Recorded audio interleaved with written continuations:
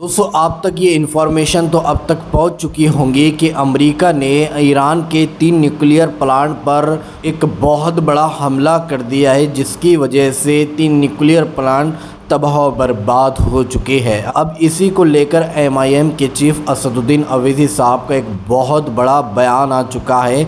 America ने जो Iran पर हमला किया है उसको लेकर असदुद्दीन अवैसी साहब ने क्या बोले हैं, मैं आप लोगों को असदुद्दीन अवैसी साहब का यहीं पर पूरा वीडियो क्लिप दिखाने वाला हूं। लेकिन वीडियो दिखाने से पहले आप सभी से रिक्वेस्ट करना चाहूँगा, प्लीज़ इस वीडियो को ज़रूर लास्ट देखिए और जितना हो सके इस वीडियो को ज़्यादा से ज़्यादा शेयर ज़रूर कीजिए। तो आइए सबसे पहले हम और आप ये वीडियो क्लिप देखते फिर आगे आकर आपसे बात करते हैं। देखिए, जो आज सुबह में US ने ईरान के 3 या 4 न्यूक्लियर साइट्स पर जो अटैक किया है वो इंटरनेशनल लॉ का वायलेशन है, यूनाइटेड नेशन चार्टर का वायलेशन है, NPT का वायलेशन है और ख़ुद यूनाइटेड स्टेट्स का जो संविधान है, आइन है, कॉन्स्टिट्यूशन है, उसका वायलेशन है। क्योंकि उनका संविधान आइन ये कहता है कि बग़ैर उनके कांग्रेशनल परमिशन के कोई उनका मुल्क, उनका देश जंग नहीं कर सकता।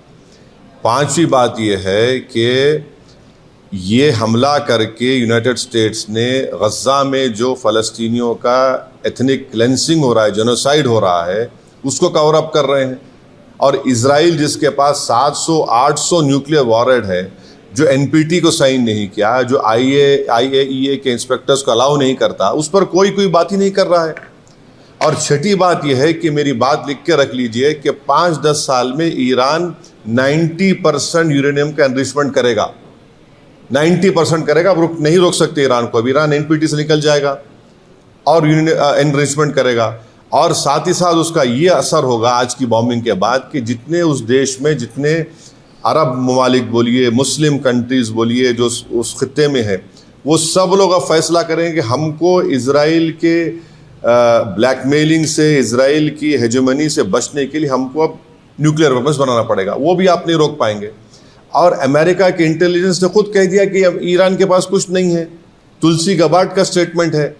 और सबसे अगर ये खित्ता, ये एरिया अगर इसमें जंग शुरू हो जाएगी तो एक बात आपको समझने की ज़रूरत है कि 60 लाख से ज़्यादा भारत के नागरिक वहाँ रहते हैं। हमारे इंडियन कंपनीज़ का इन्वेस्टमेंट है वहाँ पर। वहाँ से हमारे नागरिक भारत को बहुत बड़ा फॉरेन एक्सचेंज भी जाते हैं। अनलाइक नॉर्थ अमेरिका के, वहाँ तो इनकम टैक्स भी नहीं लिया जाता उनसे। और आखिरी बात यह है कि क्या पाकिस्तान इसीलिए ट्रंप के लिए नोबेल पीस प्राइज़ का डिमांड कर रहा था कि पूरा उस खित्ते में जंग शुरू हो जाए?